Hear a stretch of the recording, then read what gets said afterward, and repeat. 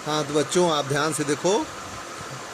आज परिसर 2 शिवाजी महाराज जन्म के पूर्व का महाराष्ट्र। अब हम वाचन करते हैं। देखो, शिवाजी महाराज महान पुरुष थे। प्रतिवर्ष उनकी जयंती बड़े धूमधाम और सम्मान के साथ मनाते हैं। तुम बच्चे तो उस दिन कितने प्रसन्न रहते हो। प्रसन्न माने खुश रहते हो। सुंदर सुंदर गीत गाते हो, यशगान करते हो, उनके यशों का गुणगान करते हो। उनकी प्रतिमा माने मूर्ति पर पुष्पहार माने पुष्पों की माला, अर्पित माने अर्पण करते हो, चढ़ाते हो। बड़े उत्साह से शिवाजी महाराज की जय बोलकर उनके नाम की आप लोग जय जयकार करते हो। कौन थे शिवाजी महाराज? ऐसे कौन से महान कार्य उन्होंने किया कि उनका इतना यशगान किया जाता है। अब आगे देखो। शिवाजी महाराज का कालखंड मध्य युग का कालखंड था।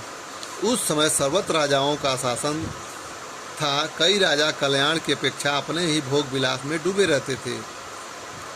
शिवाजी महाराज का कालखंड मध्य युग का था, लेकिन उस समय सर्वत्र सभी जगहों पर जो राजा होते थे उन्हें जन कल्याण मतलब प्रजाओं की रक्षा का कोई ध्यान ही नहीं था।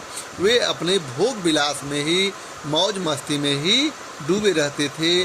उन्हें प्रजा का बिल्कुल ध्यान नहीं था। किंतु उस समय ऐसे भी शासक हुए जिन्होंने प्रजा को सर्वोपरि मानकर राज चलाया। उत्तर में मुगल सम्राट अकबर, दक्षिण में विजयनगर के सम्राट कृष्णदेव अपने कल्याणकारी शासन के लिए इतिहास में प्रसिद्ध हैं। इन्हीं राजाओं के साथ शिवाजी महाराज का नाम गौरव के साथ लिया जाता है। अकबर और कृष्णदेव राय ये 2 ऐसे शासक थे जो कि प्रजाओं का हमेशा ध्यान देते थे। उनके कल्याण के लिए वो हमेशा तत्पर रहते थे। अब देखो, शिवाजी महाराज ने महाराष्ट्र में स्वराज की स्थापना की। स्वराज का अर्थ अपना राज्य। शिवाजी महाराज के लगभग 400 वर्ष पूर्व महाराष्ट्र में स्वराज्य नहीं था। शिवाजी के आने के बाद 400 वर्ष तक महाराष्ट्र में स्वराज्य नहीं था, मतलब परतंत्र था।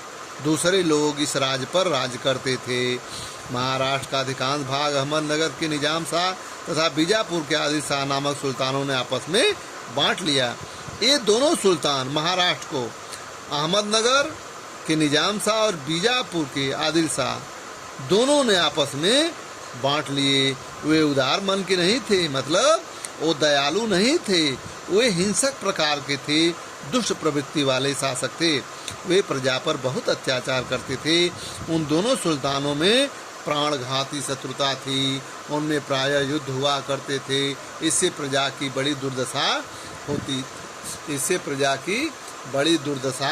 होती थी।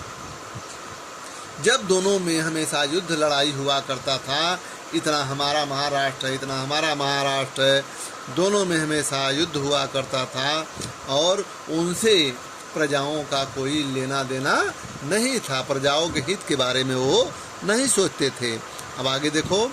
सार्वजनिक रूप से उत्सव मनाने तथा पूजा करने में भी खतरा था। प्रजा को भरपेट भोजन नहीं मिलता था। रहने के स्थान पर सुरक्षित नहीं थे। चारों ओर अन्याय फैला हुआ था। महाराष्ट्र राज्य में यद्यपि स्थान स्थान पर देश पांडे जागीरदार थे, परंतु प्रजा की ओर उनका कोई ध्यान नहीं था। देश के प्रति उनमें प्रेम की भावना नहीं थी। उनको केवल अपनी जागीरदारी और ओहदे से प्रेम था। जागीर को लेकर उनमें प्रायः झगड़े हुआ करते थे। वे आपस में लड़ते रहते थे। परिणाम स्वरूप प्रजा की बड़ी दुर्दशा होती थी। इससे प्रजा बहुत त्रस्त हो चुकी थी और अराजकता फैली हुई थी। चारों तरफ बेटे अराजकता फैली हुई थी। प्रजा में बहुत त्रस्त था। प्रजा बहुत कष्टमय थी, क्योंकि ये सब केवल अपने अपने ओहदे के लिए देशमुख पांडे और देश पांडे दोनों अपनी केवल जागीरदारी बचाते थे। अपने ओहदा के लिए परेशान थे, लड़ाई झगड़ा करते थे। प्रजा का कोई उन्हें ख्याल नहीं था। प्रजा मर रही है कि जी रही है, उन्हें किस चीज़ की आवश्यकता है, उन पर उनका बिल्कुल ध्यान नहीं था। फिर देखो शिवाजी महाराज ने यह सब देखा। उन्होंने प्रजा को सुखी बनाने के उद्देश्य से स्वराज स्थापना का पावन कार्य अपने हाथों में लिया। पावन कार्य माने पवित्र कार्य। यह पवित्र कार्य शिवाजी महाराजों ने अपने हाथों में लिया। क्यों लिया? प्रजा को सुखी देखने के लिए, प्रसन्न देखने के लिए। अब देखो झगड़ालू जागीरदारों को वे सही रास्ते पर ले आए। स्वराज प्राप्ति के लिए उन्होंने उनका उचित उपयोग करवा लिया। प्रजा पर अत्याचार करने वाली सत्ताओं से भी शिवाजी महाराज ने संघर्ष किया, अत्याचारी शासकों को पराजित किया। उन्होंने न्यायपूर्ण हिंदवी स्वराज की स्थापना की। यह स्वराज सभी जातियों और धर्मों के लोगों के लिए था। स्वराज में किसी प्रकार का भेदभाव नहीं था। शिवाजी महाराज ने अपने स्वराज में हिंदू और मुसलमानों में किसी प्रकार का भेदभाव नहीं किया।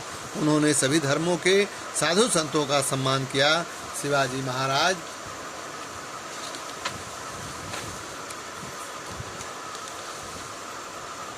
के महान कार्य देखकर हमें प्रेरणा तथा स्फूर्ति मिलती है। शिवाजी महाराज से लगभग 300-400 वर्ष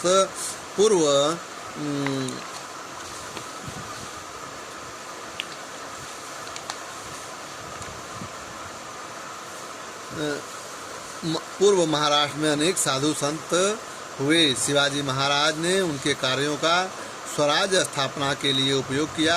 उन कार्यों को हम अगले पाठ में पढ़ेंगे।